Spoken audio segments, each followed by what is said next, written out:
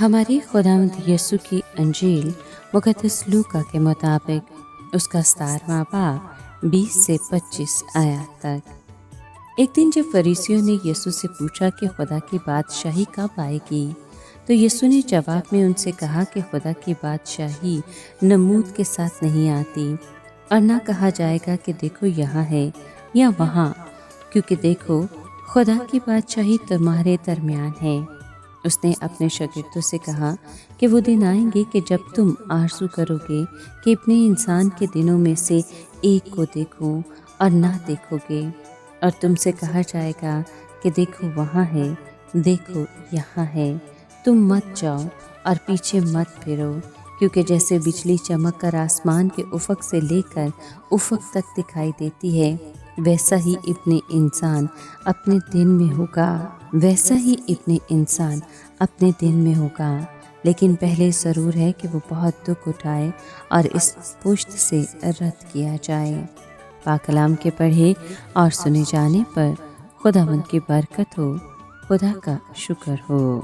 عزیز دوستو، فریسیوں سے خطاب کرتے ہوئے خداوند نے بادشاہی کا یوں بیان کیا کہ جیسے وہ آ چکی ہے، مگر جب شاگردوں سے مخاطب ہوا تو ایسے بات کی گویا بادشاہی کا آنا مستقبل میں ہوگا جو اس کی دوسری آمد پر قائم ہوگی۔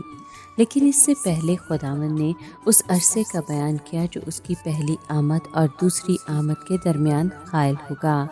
وہ دن آئیں گے کہ تم کو ابن آدم کے دنوں میں سے ایک دن کو دیکھنے کی آرزو ہوگی اور نہ دیکھو گے۔ دوسرے لفظوں میں شاگردوں کو آرزو ہوگی کہ ویسا ایک دن نصیب ہو جب خداوند زمین پر ہمارے ساتھ تھا اور ہم اس کی خوشگوار رفاقت سے لطف اندوز ہوتے تھے۔ ایک لحاظ سے وہ دن ان دنوں کا پیشگی عکس تھے جب وہ قدرت اور جلال کے ساتھ واپس آئے گا۔ بہت سے جھوٹے مسیح اٹھ کھڑے ہوں گے اور کرتا دھرتا لوگ اعلان کریں گے کہ مسیح موعود آ گیا ہے، لیکن ضرور ہے کہ اس کے پیروکار ہوشیار رہیں اور ان جھوٹے اعلانوں سے دھوکہ نہ کھائیں۔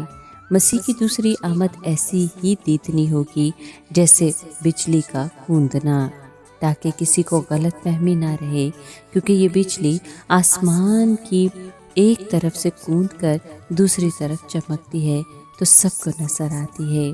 خداوند یسوع نے اپنے شاگردوں کو پھر بتایا کہ ان باتوں کے وقوع پذیر ہونے سے پہلے ضرور ہے کہ وہ بہت دکھ اٹھائے اور اس زمانے کے لوگوں سے رد کیا جائے۔